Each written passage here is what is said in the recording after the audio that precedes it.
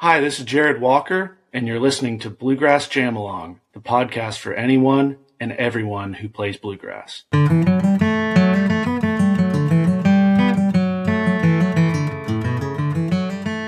So my guest on Bluegrass Jam Along today is Jarrod Walker, who most of you, I guess, will know as the mandolin player in Billy String's band. Jarrod, welcome to the podcast. Thanks so much for having me. It'd be great to chat about your kind of current work with Billy, because that looks like it's been a hell of a journey over the past few years. But it'd be really cool just to sort of dig back a little bit as well and chat about how you got to where you are now. Doing a bit of reading about you, and I noticed that, which seems to be a really common theme in bluegrass, that you come from a musical family. Your dad was a banjo player, your brother's a banjo player, right? And you grew up around music. I did. I grew up going to bluegrass festivals my whole life. Primarily, my dad played. He was a full-time dentist, but he started playing banjo in high school, and then my grandpa started playing after my older brother, Corey, took up the banjo. So it was very much a family affair for a while. And we would go to a place to take lessons in Tampa, Florida, called the Bluegrass Parlor. And at one point, there were 4 generations of Walkers at those jam sessions. My great-grandpa played some harmonica. So it was my great-grandpa, my grandpa, my dad, and my brother and I. It was That's really cool. Great way to spend time with your family. Yeah.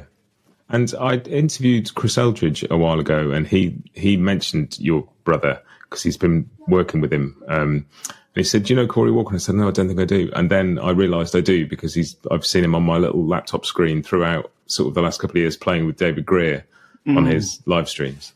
Right. That was cool. Yeah. So growing up sort of near Tampa, were there many people to play with outside of family? Was there much of a scene down there? You know, there are pockets of bluegrass anywhere you go in the U.S., and a lot of times in places you wouldn't expect.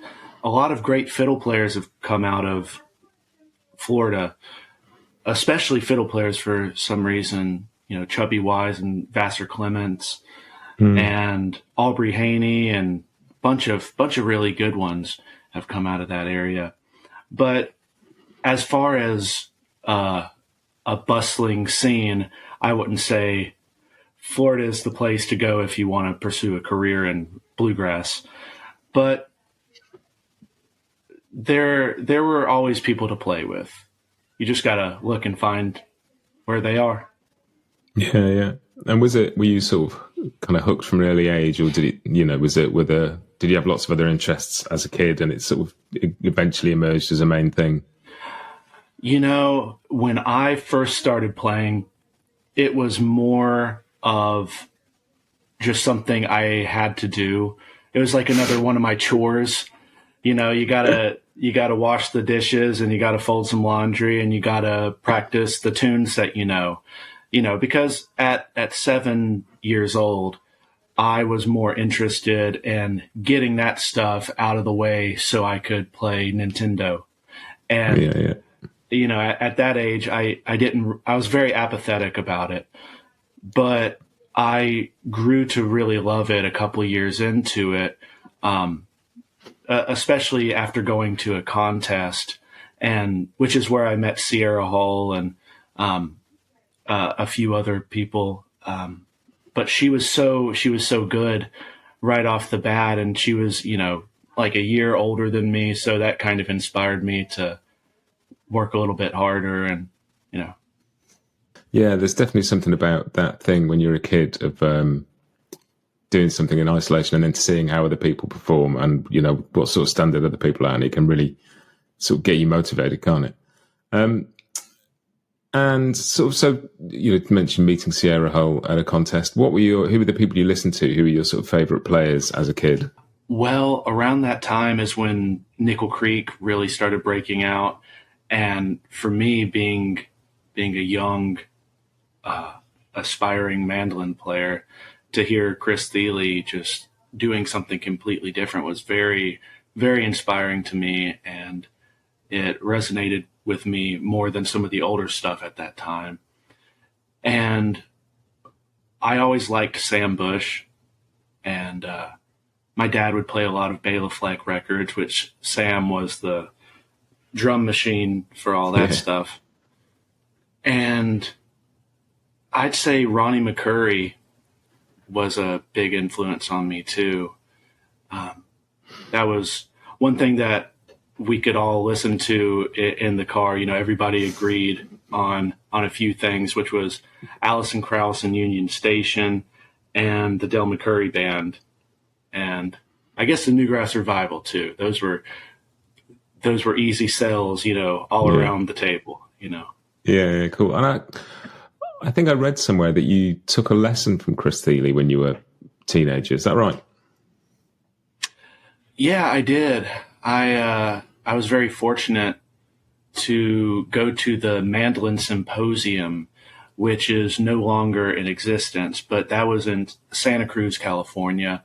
And it was a really, really cool camp. It was all mandolin focused, and they had great mandolin builders that would come, and it was hosted by David Grisman and Mike Marshall. And the first year, Chris Thile was another one of the primary teachers.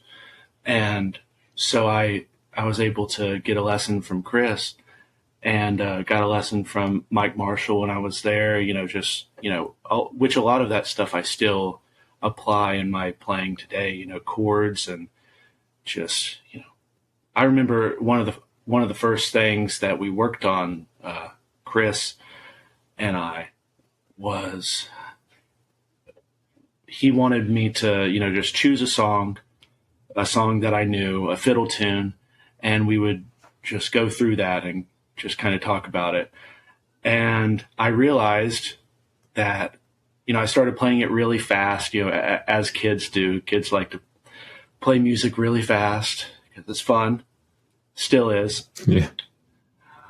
But I realized that I didn't really know the melody to these songs fully because, you know, I just kind of grazed over the top of it, but I didn't really get deep down into it and realize what made that melody different from another one, you know, just a little, you know, one note here, one note there.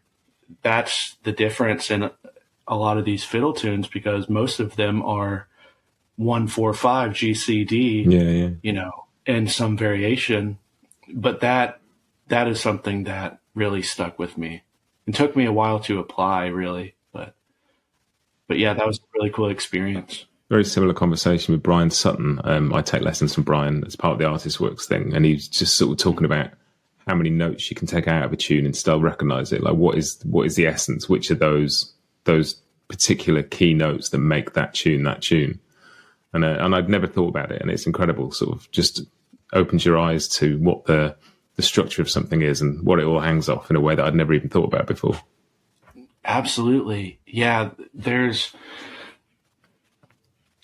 are some tunes that, you know, you can take out half of the notes and it's still recognizable, which is a really freeing realization.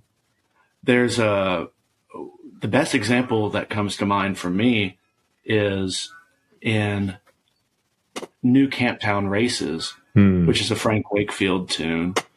You know, most people play all the notes da da da da da da da da da da da da da da da da.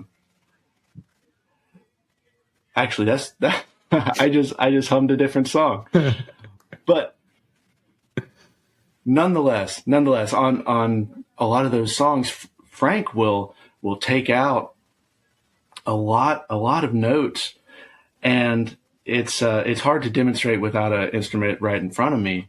But you know, you can apply some of those techniques to just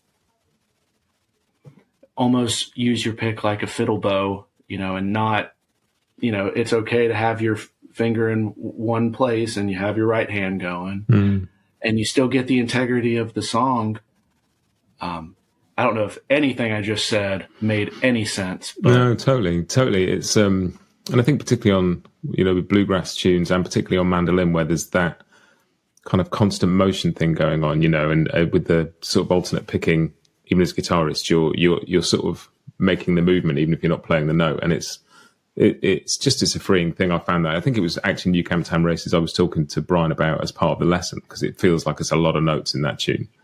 And he just helped me see my way through it and, work out how just to take the melody from it. Well, that's validating. If I chose the same one that Brian chose, he's a master at that.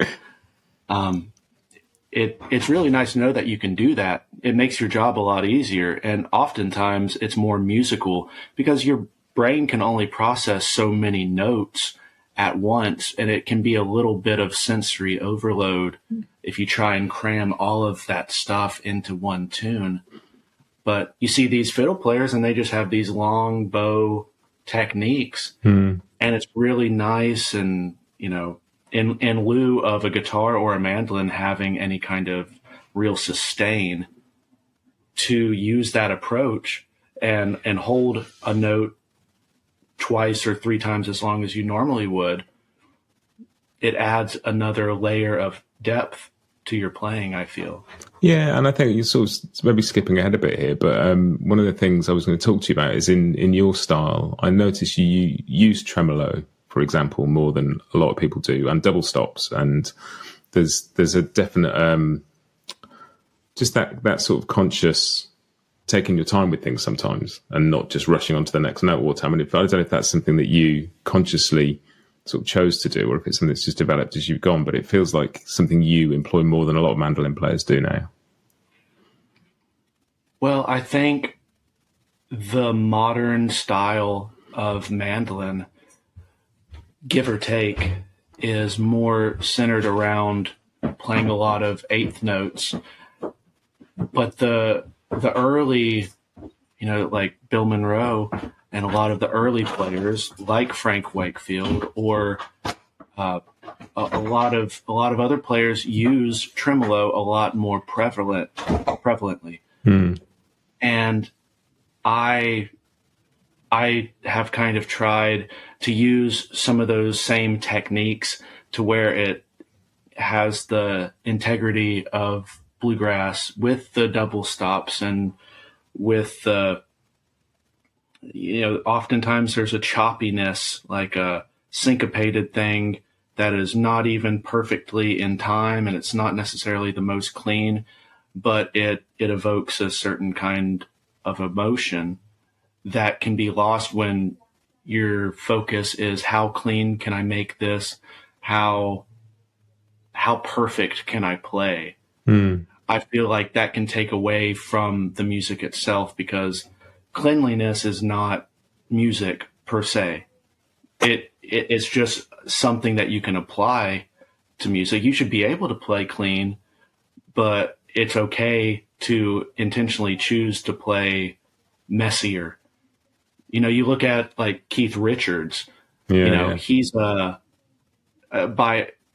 all definitions, he's fairly sloppy in his approach. I mean that in a very endearing way, because he's one of my favorite players, but he's not going to play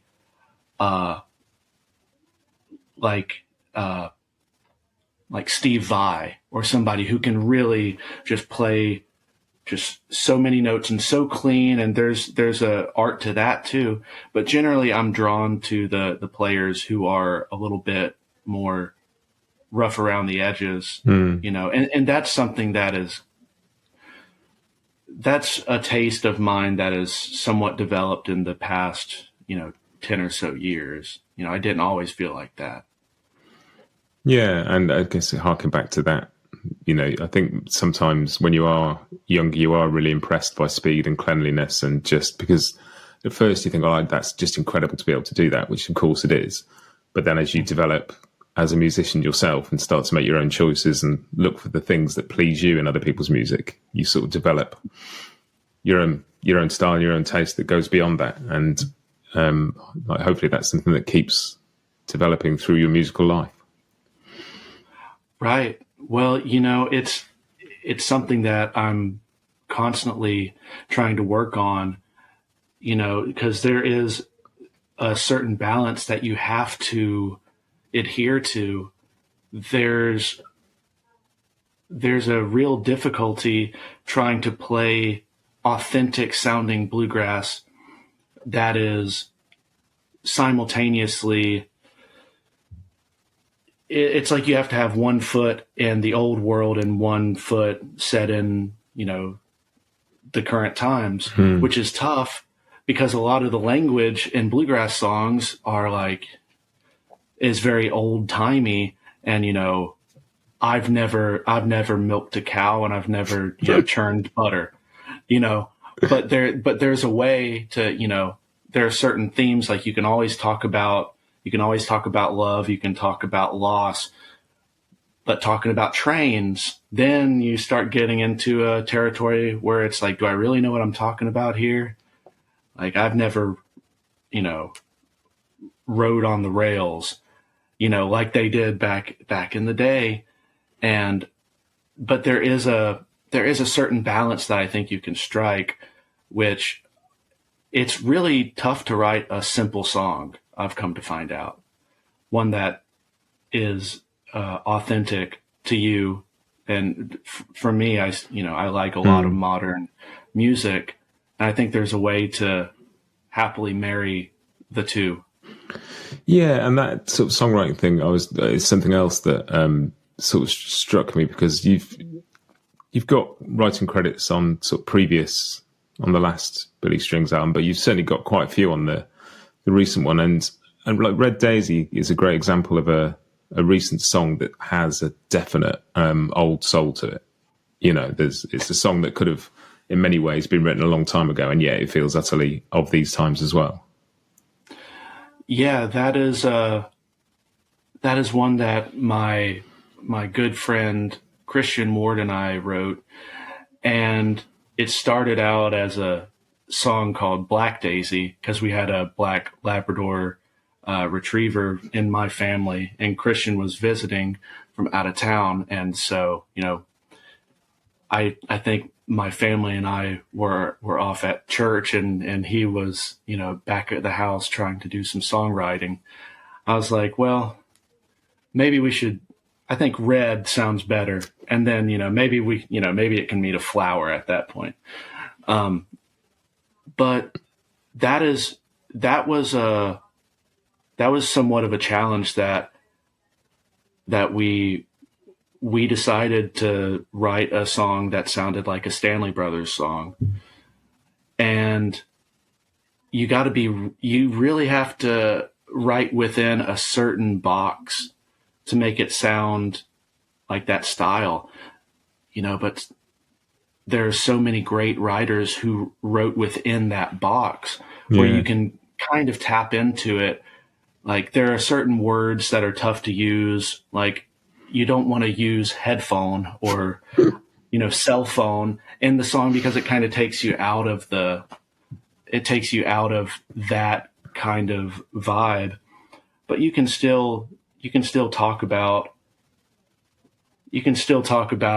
everyday things without necessarily saying AirPods or cable TV or, take your pick of modern conveniences.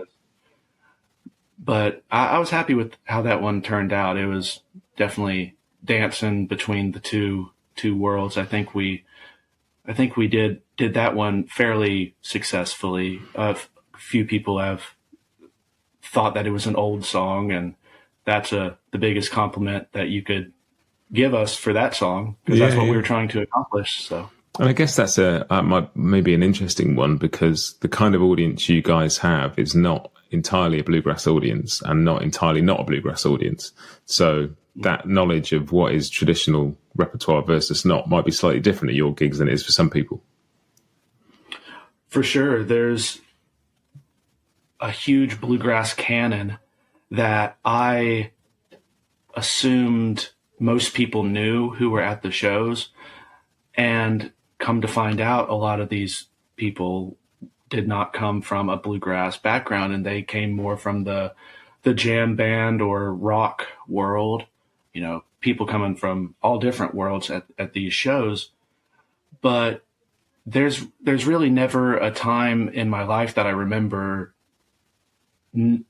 not knowing Little Maggie or Little Sadie, you know, Little Birdie, all the little songs.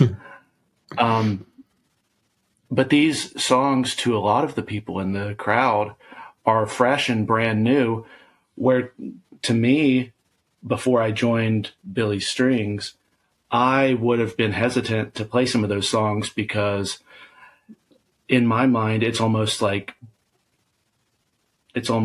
doing like Blowing in the Wind.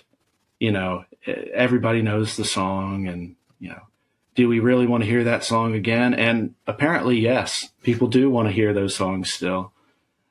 And that is a refreshing thing. And in the same sense, what I was talking about when I had a lesson with Chris Thile, and he was essentially pointing out to me that I didn't know how to play the melody to the song that I thought I knew. Yeah. And in a similar sense, there are the original versions of Little Maggie and all those songs that are really potent versions, which over the years have kind of gotten a little watered down. You know, with every version that is made of it, it gets a little farther and farther away from the forefathers, you know, of bluegrass who originally recorded it. And if you can hearken back to that earlier recording and try and channel some of that energy, you can kind of breathe some more life into it, which I think Billy has done a really good job at kind of channeling those old souls. Yeah, and I think that's really interesting because both as a singer and a guitar player, he's definitely got like that sense of being grounded and rooted in bluegrass. And it's, you know, I'm sure you avoid reading too much online because the endless raging debate about whether what you guys do is bluegrass or not is always boiling away there somewhere on a forum or a Facebook page. And I imagine it doesn't really matter to you guys in the same way.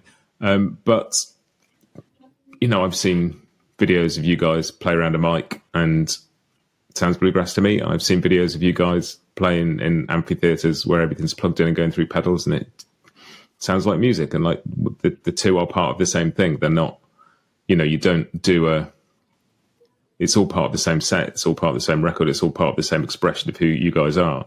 But there's definitely, from when I listen to it, there's a real strong kind of sense of tradition there as well. It comes from, and I think it was, I can't remember who I was talking to. It may have been Justin Scroggins was sort of saying that in order to progress, you have to know what it is you're progressing from in the first place. Like you can't be progressive if you don't have a place to start from.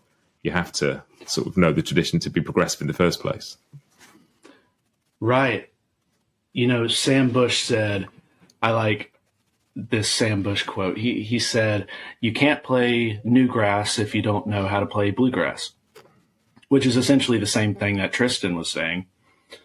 And I completely agree with that. And a lot of times people are more drawn to the progressive thing without having that solid foundation in traditional bluegrass music, whatever that means to you. The whole debate, whether Billy Strings is bluegrass or not, it's very much a yes and no kind of answer. Yeah. Sometimes we play stuff that is bluegrass. Red Daisy is as bluegrass as it comes. And then other songs are clearly not bluegrass, and we wouldn't try and claim that they are. But it's okay to like chocolate and vanilla ice cream, you know. Yeah. One's not necessarily better than the other. And the whole debate there over whether is this bluegrass or not, you could take that back 50, 60 years ago, and you could argue that nothing after Bill Monroe and the original Bluegrass Boys were bluegrass. Yeah. Because that was the original form of it. So anything outside of that, you could make an argument is not bluegrass. It sounds very similar, but is it Bill Monroe playing with Earl Scruggs and Lester Flatt? And then you see those photos of Bill Monroe's band with an accordion in it, and like even this fixed thing that was a fixed thing wasn't a fixed thing all the time anyway. And Bill Monroe himself was incredibly progressive. Nobody had played the way he played what he played before. Right. Yeah. I mean, he was a rock and roller. He was a country rock and roller. He's his double stops and his downstrokes. It sounds like Chuck Berry. Yeah. Which of the time, that kind of helped pave the way. I believe actually Chuck Berry was influenced by Bill Monroe. But it really doesn't matter at the end of the day. What I'm doing, I'm just trying to make the best music that I know how to make with the devices I have and the resources that I have. And I'm not trying to learn how to play bebop or anything. I'll leave that to somebody else who's more grounded in that. You kind of have to more or less choose a path to go down. And I've chosen to go down this neo bluegrass path. And I'm happy that I did. There was a while where I kind of strayed away from bluegrass, just being more or less uninspired by the artists that I was listening to, and I just grew tired of it. And then I started listening to the old stuff, the really old stuff, the Bill Monroe and the Stanley Brothers, in particular the Stanley Brothers, I would say, really helped me, really helped light the fire, relight the fire, that is. And that's still my favorite stuff to listen to, is that old bluegrass. It's hard to beat. Yeah, totally. And for somebody like me who comes from sort of outside the tradition and outside the nation, I'm like a British guy who grew up listening to the Beatles and Queen, and I find that endlessly fascinating, because there's just, particularly now, like when I first started listening to bluegrass, it was quite hard to come by stuff in the UK, and go to CD shops and try and to know what to buy in the first place, and then find a copy. And like now everything's out there, and it's just an endless, you can dig back and back and back. And it's one of the things I love about music, is you find a thing and you just pull on a thread and see where it goes, and it takes you back to all sorts of things and forward to all sorts of things and sideways to all sorts of things. And it's one of the joys of music that can keep you entertained for a lifetime.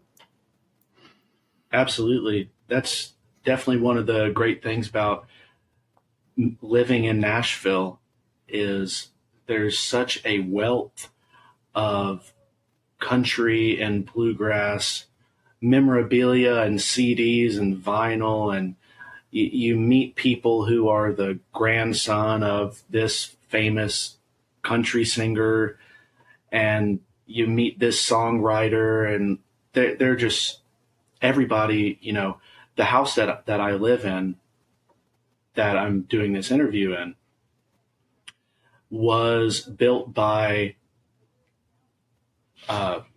I don't know which one of the duo it was, but there was a Opry country duo. They were Opry stars back in the 50s, named Lonzo and Oscar. Oh yeah, I've heard them. Yeah. Yeah, and either Lonzo or Oscar built this house. And my next door neighbors are living in the Louvin brothers' house. And, my old landlord, who lived right next door to me, used to work in a used to work in a shop, and he was telling me, stories about little Jimmy Dickens coming in, riding in a Cadillac and could barely see over the steering wheel and stuff. It's just, you get so many cool stories living here, and that's why I'm here. And that's why people move here. It's, you can go, John Hartford's house is just right over there, just in my neighborhood. And he's buried, and Jimmy Martin is buried, like all kinds of people. Roy Acuff's buried in the cemetery right over there. It's really bizarre. And it's a very unique place to live. And I'm very happy that I'm here. It took me a while to warm up to it, but when did you move? How long have you been here? How long have you been there? I moved to Tennessee right out of high school. I went straight to Middle Tennessee State, which is in Murfreesboro, which is just about an hour south of Nashville. And I've lived in Nashville proper for 7 or 8 years. And, when I was living in Murfreesboro, being an hour away, I might as well have still been living in Florida at that time, because it's just far enough that you don't want to make that trek into Nashville, because that's a 2-hour round trip. You got to plan for it, as opposed to just, spur of the moment. Hey, let's go over to the Station Inn. It's less of a commitment. So I'm more likely to go. And, that's really the way you make all those connections. And did you move to Nashville for music? Was that what was your setup at the time when you moved? Because before playing with Billy, you played with Missy Raines and Claire Lynch, didn't you? Right. Yeah, I moved to Tennessee in a roundabout way to play music, but also I just was more or less following my brother Corey up here, and he was at Middle Tennessee State. And at that time, I was planning on taking over a Martin guitar retailing business called My Favorite Guitars. And all of my brothers were going to be taking over this business. And they were the largest independent retailer of Martin guitars in the world. Right. So that was a really good prospect. And so we all pursued business degrees. And I was still planning on taking that business over when I joined Billy Strings. And I'm glad that Billy kind of convinced me to not do it. But it's hard to turn down, a really big paycheck. And ultimately, I'm very happy with the decision that I made, albeit much riskier of a decision. It ultimately paid off. And I'm happier doing this than, I'd rather play the instruments than sell them. Yeah, sure. So what sort of, the point you joined Billy, where was his career at? 'Cause it's easy to look at where you guys have got to now, and it's huge, and the following you've got, and the sort of the loyalty and the size of the following, and just the sheer energy of your guys' following is amazing. But so what point did you come into it all? So I played my first shows with Billy in 2017, the fall of 2017. I was still with Claire Lynch at the time, and Claire told me when I joined her band that she was wanting to play for 2 or 3 more years and then really scale things back and more or less retire. So the timing of it really worked out really well. I got a call from my brother that that Billy was looking for somebody to play on a tour. And so I knew Royal, the bass player, Royal Massat, from doing some previous gigs in a different band.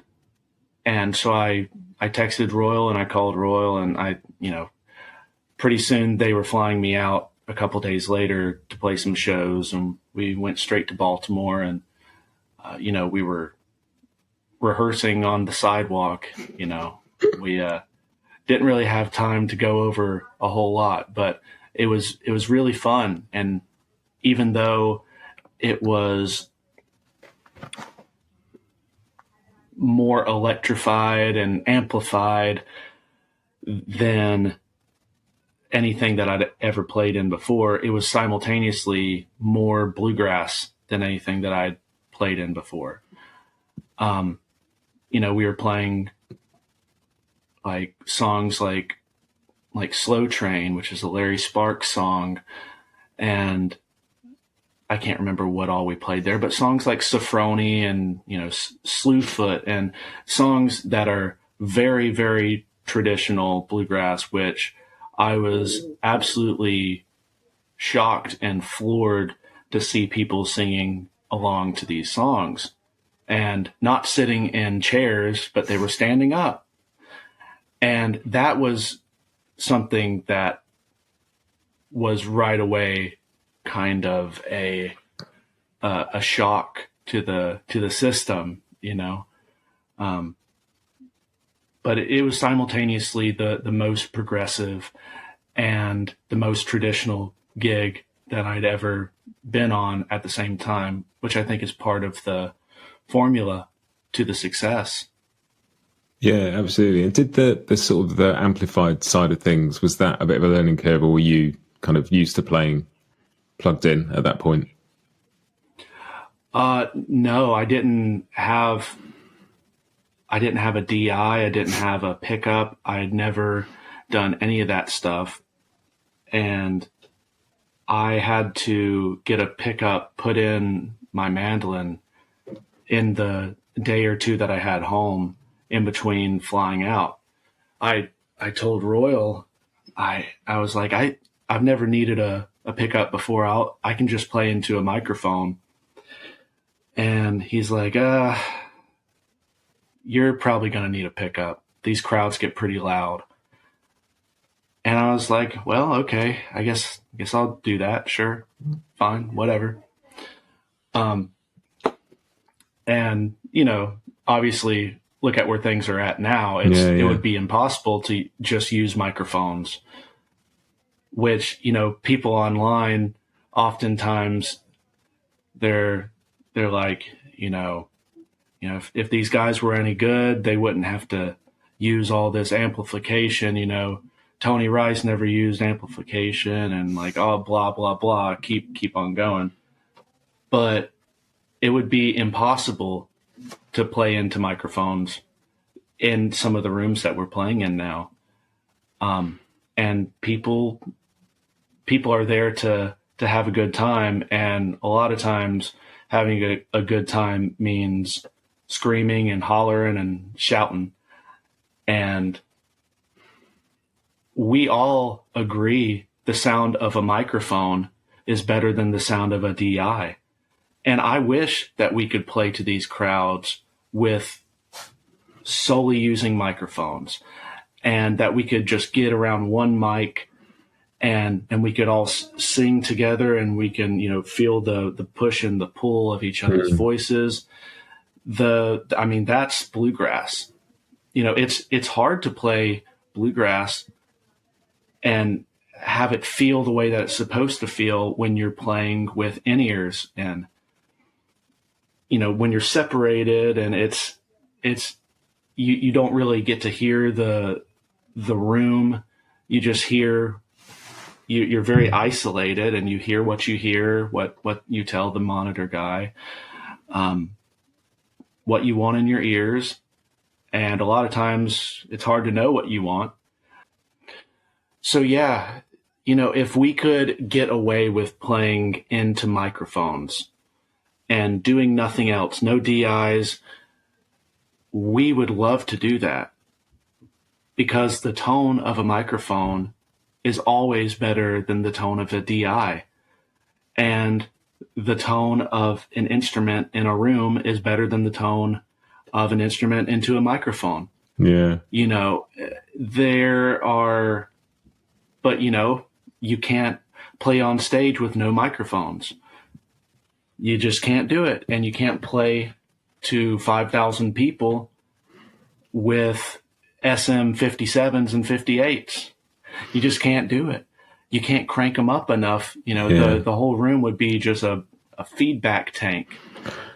And it comes with the territory that you have to use in-ear monitors, and it's pluses and minuses. And I guess you sort of find yourself getting further and further away from your bandmates on stage as well, which is, not only are you plugged in, then you're also, that thing of crowding around one mic, you're right up there next to each other, and you must, particularly playing some amphitheatres and some of the outdoor venues, must be hard to feel as connected on stage as well.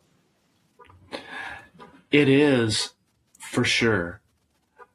But, we've been doing it for so long now. We've played who knows how many shows. One year we played 185 shows in a year. Wow. That was, 2018 or maybe 19. So we've been playing, we've played 500 or more shows together in that setting. So we've gotten more comfortable with it. And we recently started going with wireless packs, so we can walk around the stage and interact a little bit more freely.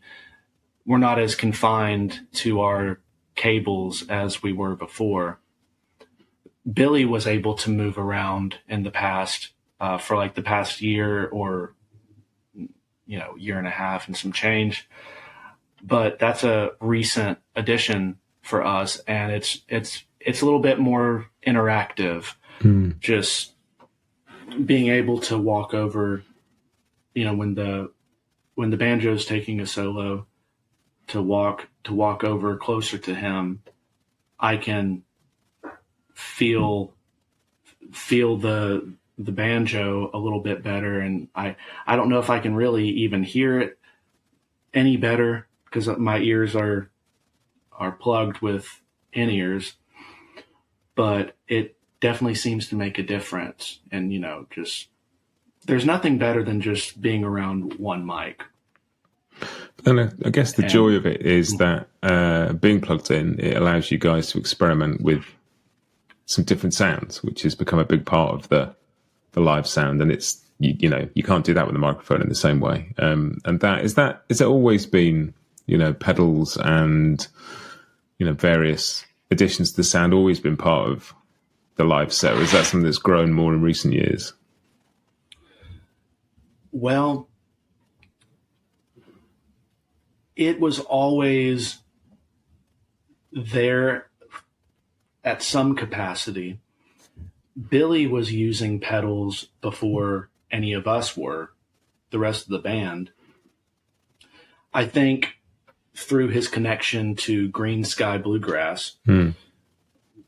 And I credit Paul Hoffman, the mandolinist and lead singer for Green Sky, for helping me, and their former front of house engineer, Greg Burns. They both really helped me get things dialed in for my mandolin, because it's somewhat uncharted territory. There's not a huge precedent for pedals and mandolin. I don't know if there are any pedals that are specifically built for mandolin, because there are so few people doing it, and it's such a niche market. But I've been able to find through those guys, Paul told me what he has found that works. He told me that reverb and delay, those are safe bets. And he might have told me a freeze, and I took what he said and really ran with it. And you gotta drop some cash to get the good equipment. Half of it is just buying the stuff. For me personally, I'm never going to learn how to work a pedal if I just go into a store every once in a while and, tweak it a little bit. But if I have it at home and I've invested that amount of money into it, I'm going to be more dead set on figuring the thing out. And I think now I've gotten things much more dialed in, but I definitely credit those guys with getting me this far. Yeah, I mean, as you say, the market out there for people to be building pedals just for mandolinists is very small. So, even the pedals you buy are voiced for a different instrument. And, so that I think that's really interesting, that point about you can't get a sense of what something's like in the store, because not only do you not play the same in a store as you would at home, but also a pedal, like where it sits in your chain and fits with the other pedals and how it influences how they all work together. You can only do that by playing around with your setup. Right. All that stuff matters. And I have on many occasions bought pedals that sounded fantastic in the store, and then I take them on tour, and Andy Lytle, who is our front of house man, he tells me when I engage that pedal, he can't hear it, but I hear it in my headphones. So it's very experimental, and, you buy something, you hope it works. It sounds great right there. But it's uncertain whether it will translate on stage or not. Mm-hmm. It's a very strange thing, and it really is very experimental. And I've never found any distortion that sounded good on a mandolin, which is that's another thing that Paul Hoffman told me. He says it just doesn't seem to work, and I don't think that particular kind of distortion, whatever that would be, to be suitable for mandolin, I don't know if it exists yet, or maybe it's just not meant to be. Yeah. But there's some pedals that are built, most of these pedals are built for guitar. So some of them, say a distortion pedal like I was talking about, you plug a mandolin into that and it just sounds cheap. It's a really nice pedal, but it just sounds cheapened with a mandolin. It sounds like, 1980s, guitar tone, it's not necessarily what I'm going for, but I'm always on the hunt for something new and a new sound. And they're out there. I'm sure of it. Well, it's like hunting for treasure. Seem to be going through a kind of golden age of pedal building at the moment. There's so much out there. You could, like narrowing it down to what you actually want to get must be half the battle now. It is. You go into these pedal shops and they've got 500 boutique pedals for you to choose from, and they all have bizarre names that don't explain what they even are. Like here, try the green chair, try the golden dragon. It's like, okay, I'll try those. I don't know what that means, but so it's just like it can be very tedious, but that's kind of what you have to do, and it helps you find somewhat of a unique sound. Sometimes you buy a pedal that is only applicable to one song. You only use this pedal for one song for maybe 15 seconds, every 5 shows. Yeah, but it's like it sounds so good that it's worth it to add that other layer to the sound. Yeah. And you gotta be really dedicated, to make that kind of commitment. And with all that kind of sort of size of venue and plugging in mind, like you guys, I'm really excited. You guys are heading over to the UK for, I think, the first time. I don't think you guys have been over here before, in a few weeks, and I'm going to get to see you play in a pretty small room, probably compared to what you're used to these days. Like, 'cause you're doing a couple of nights at Islington Assembly Halls, which is not a huge venue. So that'd be really cool. One of the joys of being a UK bluegrass fan is that when people do make it over here, you tend to get to see them in pretty small spaces, which is fantastic. Right. Yeah, I've been to the UK a few times, mostly with Claire Lynch. We did quite a bit of European travel, but this will be a first for Mr. Strings. I think he's only been to Mexico to play Strings and Soul, which is a festival out there on the beach. So I know he's really excited to go over there and see everything. And we all are. It's been a few years since I've been over there. It's been a few years since any of us have been anywhere, really, isn't it? That's true. That's very true. I mean, and you guys were one of the sort of the acts that managed to find a workaround through all of that, sort of doing parking lot gigs, and you sort of managed to stay pretty creative with it, didn't you? Well, I can't take any credit for any of that. And really, none of the musicians were spearheading it. It was mostly our management and booking agent, and they got so creative with all that stuff, and they were able to pivot so well with all the changes that were, you would wake up one day and, a mask mandate would have been lifted in a particular state, or, it was like on a state by state and day by day basis. And then there is also the optics of it, just because something opens up, do you want to appear like you're careless by going over there and be the first ones to do it? So there are a lot of factors to consider, but more or less it was the management that was able to really do fantastic things during that period and keep all of us working, which was a beautiful thing. At one point,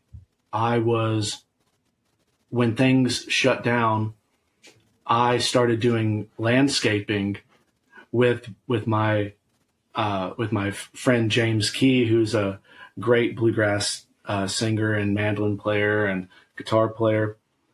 And there was a point where all the landscapers were bluegrass musicians, and it would have made a really good band, actually. And Jeff Saunders, who is now going on tour with Sierra Farrell, playing bass, he was one of the landscapers. And Luke Monday, who is a fantastic singer and banjo player, and we had a full band out there, planting camellias and azaleas and all kinds of stuff. And one day I was landscaping one afternoon, and the next day I was flying out to do a live stream at Red Rocks. Wow. And that was just a really bizarre period of time. Yeah. It's really crazy to look back on it, to do a live stream period with no audience is a bizarre thing. You get done playing, you felt like you did good, nobody's there to clap except for like, 3 people, who are running the sound or something. Which probably sounds weirder than no people clapping. Yeah, it's a very strange sensation, but yeah, we were lucky to stay working for sure. Yeah, and there was something joyous about seeing it on on Instagram, just seeing that this was happening at a time where so many people were struggling to do stuff and everything felt so sort of bleak. Just seeing that things were happening, I think, cheered up a lot of people. That it probably had a bigger effect than you realise. So they're not being able to hear the cheers and the claps for a live stream, probably don't realise that the amount of people around the world saw that happening and took a bit of heart from it at a difficult time. I think there's something joyous about that. That we'll find a way of doing this. And I heard a lot of positive feedback, and a lot of people seem to be really appreciative and thankful for us doing that, which really means a lot. It's hard to really see what you're doing from somebody else's perspective. Yeah, you can only see it through your own lens. But that was very, very touching. And one of the cool things that's come out of the pandemic is sort of that ability, particularly, I mean, maybe I feel this more keenly because I live in the UK, so we don't get the kind of gigs, but the live streaming of stuff that has continued. So, for example, you could get a live stream of Bella Fleck's Bluegrass Heart tour, and I can watch it sat in my living room at home. And I noticed that all your March dates are being live streamed, aren't they? On Nugs. I saw a thing the other day that all the shows you're doing, and I think that's something positive that's come out of it, that music can reach further. The technology that sort of came about just to get us through has stayed, and people will get to see these shows who wouldn't normally come to them. Right. And I think that kind of platform at this point is still fairly expensive to do it right and to have it look professional and everything. But I think in the future, if I had to guess, the cost of all that stuff will go down so that it'll be more feasible. You'll probably be able to set up a cell phone or something, and like the microphones will get better, and so everybody can live stream and have like a quality looking show. That is definitely one of the positive things that's come out of the pandemic, is all of these other avenues in which you can discover new music and see what's going on, from the comfort of your own home. It's a very 2020 kind of progression. I guess it was inevitable that this might happen at some point, but we probably put it into a time machine, so to speak. Yeah, it's very cool. So what's coming up? You guys are obviously coming over to Europe. I'm presuming that your date book is filling up with gigs for the rest of the year fast, because people will have missed seeing you for the past 2 years. We're desperate to get out and come to a gig. Yeah, I more or less know where I'm going to be through 2023, really. Wow. But yeah, we're really excited to go over to Europe. It's, everything that's happening now, all the Russian and Ukrainian stuff, kind of makes me wonder if that is going to affect any of our European plans.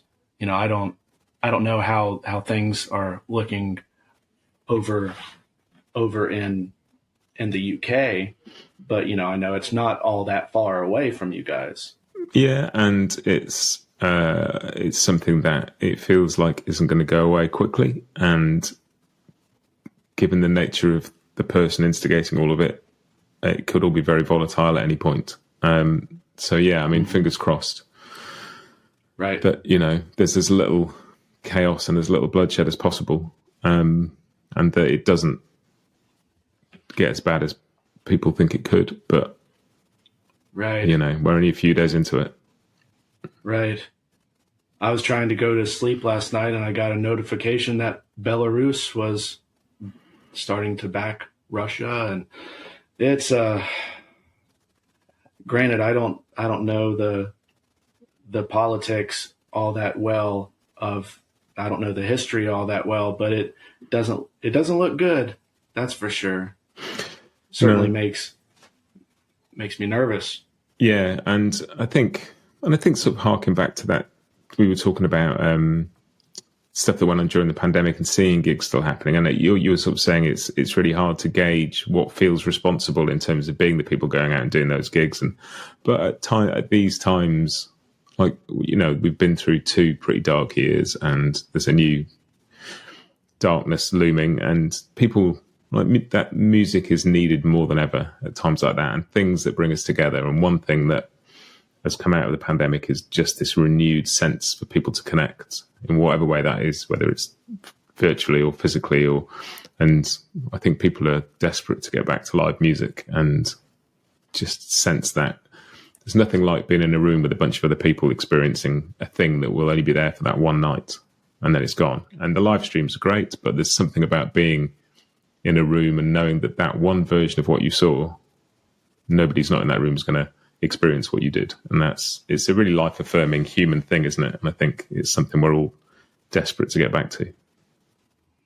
It really is. And a lot of times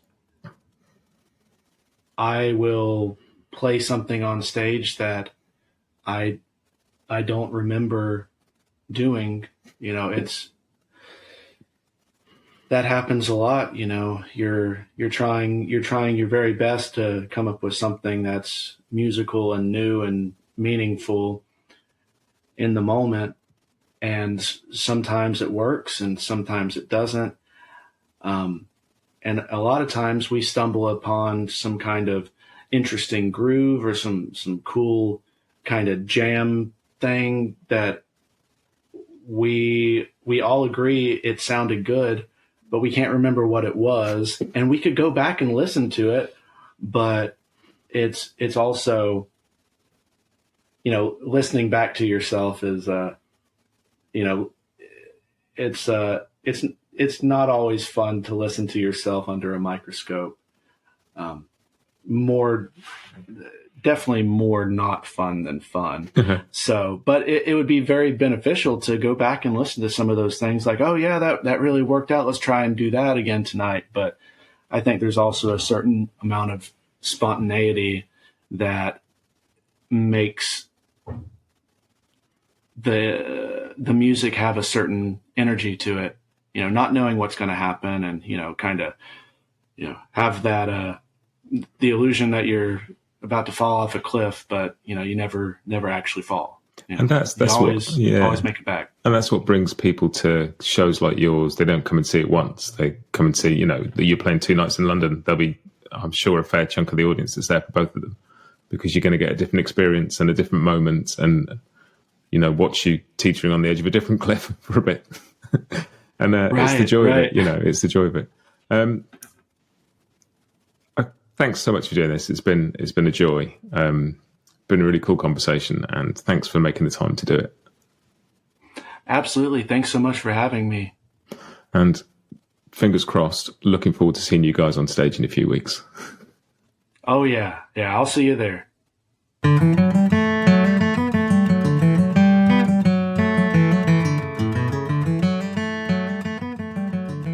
Cool. Thanks so much to Jarrod for doing that. That was a lot of fun to record. I will stick some links in the show notes so you can find where to get hold of Jarrod, his social accounts, things like that, and also links to Billy String's upcoming tour dates, and details of how you can live stream the shows they got coming up too. Cool.